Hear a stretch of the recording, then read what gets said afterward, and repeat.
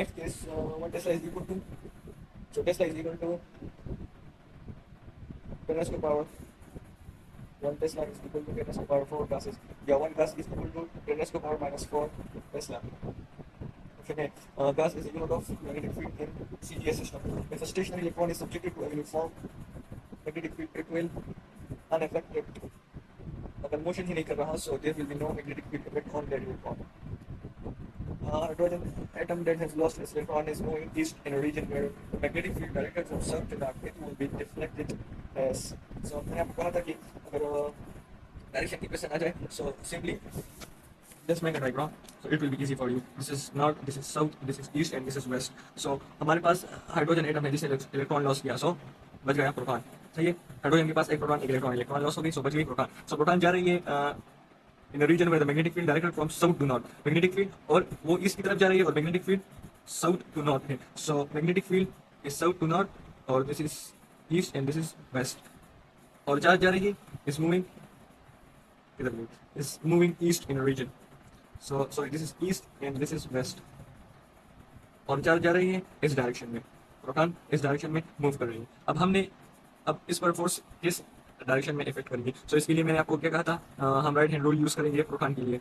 Conventional current के लिए हम क्या करते हैं, राइट हैंड यूज करते हैं. और फॉर इलेक्ट्रॉनिक अगर इलेक्ट्रॉन आ गई तो फिर हम लेफ्ट हैंड यूज करेंगे. सो हमारे पास फिंगर किस तरफ होगी, in the direction of magnetic field. सही है, so finger in the direction of magnetic field हो गई. और तब हमारे पास किस तरफ होगी, तब नॉन क्वांटिटी की डायरेक्शन में होगी. सो हमारे पास प्रोटॉन किस तरफ जा रही है, टुवर्ड ईस्ट. सो ये प्रोटॉन की डायरेक्शन की तरफ हो गई. अब हमारे पास form will show the direction of force. So form upward की तरफ है, सो ये प्रोटॉन कहाँ जाएगी, ये अपवर्ड जाएगी. सही है, it will be reflected upward. इस पर फोर्स अपवर्ड की तरफ लगेगी. An electron is projected horizontally from south to north in uniform horizontal magnetic field acted from east to west to east.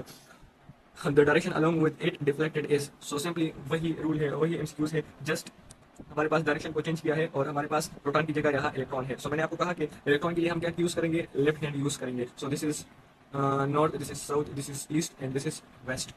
अब क्या है हमारे पास इलेक्ट्रॉन है from south to north. Electron किस डायरेक्शन में जा रही है, electron direction south to north, इस तरफ ऊपर जा रही है. सही है, and uniform horizontal magnetic field acted from west to east, और magnetic field toward west to east है. अब हम क्या करेंगे, लेफ्ट हैंड यूज करेंगे फॉर दिस, और फिंगर को एक्सटेंड करेंगे इन द मैग्नेटिक फील्ड की डायरेक्शन में. और हमारे पास इलेक्ट्रॉन कहाँ जा रही है, ऊपर जा रही है. सो सिंपली थंब ऊपर रह जाएगा, ऊपर चला जाएगा. सही है, this is thumb, this is finger in the direction of magnetic field. अब हमारे पास पाम रह गई और पाम हमें डायरेक्शन ऑफ फोर्स बताएगी और या डायरेक्शन ऑफ डिफ्लेक्शन. सो अगर आप देखें तो पाम ऊपर की तरफ है, so it will B vertically upward. For an electron entering a uniform magnetic field with velocity v, the magnetic field force is.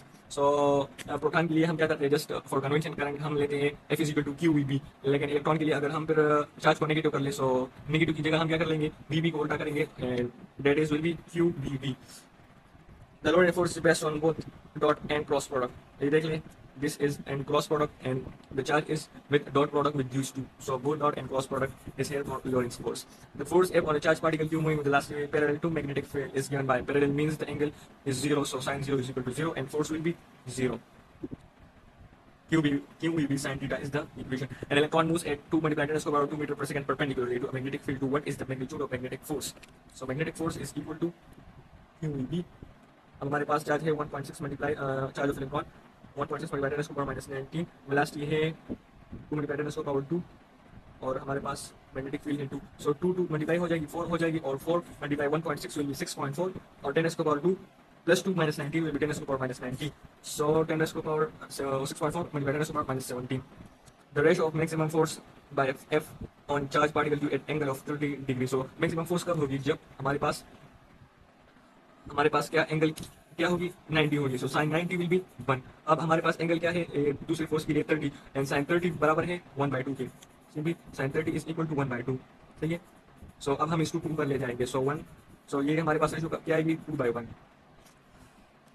A wire carrying current 10 milliampere experience a force of 2 Newton in a uniform field. What is the force on it when current rises to 30 milliampere? So just current हमारे पास 10 milliampere से 30 milliampere हो गई. इसका क्या मतलब है कि हमारे पास करंट 3 टाइम इंक्रीज हो गई.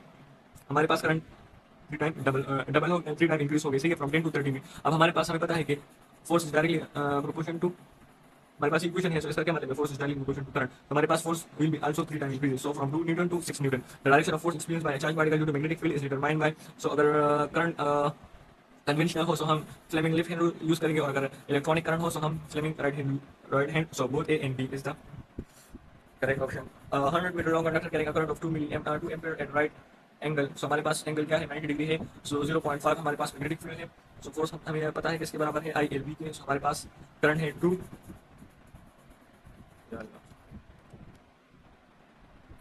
हमारे पास करंट है फोर्स है आई एल बी के, सो करंट 2 थी, मैग्नेटिक फील्ड 0.5 थी, और लेंथ हमारे पास 100 थी, so 0.5 multiply 100 is equal to 50, and 2 5 50 is equal to 100 newton. अब हमारे पास आंसर डाइन में है, so 1 dyne is equal to 1 newton is equal to, ये हमारे पास आ गई न्यूटन, 100 न्यूटन, और 1 न्यूटन किसके बराबर है, 10⁻5 डाइन के। चलिए, तो अगर हम इस जगह न्यूटन की जगह 10⁻5 डाइन लेंगे, और ये 10⁻2 क्या बन जाएगी, 10⁻2, सो सिंपली दोनों को अगर 2 + 5 को 8 करें तो 10⁻7 dyne, which is option C. A wire carrying current 10 milliampere. So simply this MCQ is repeated. The force exerted on a wire of a length 1 meter carrying a current of 1 ampere lying normal to the magnetic field is called magnetic flux density. सही है?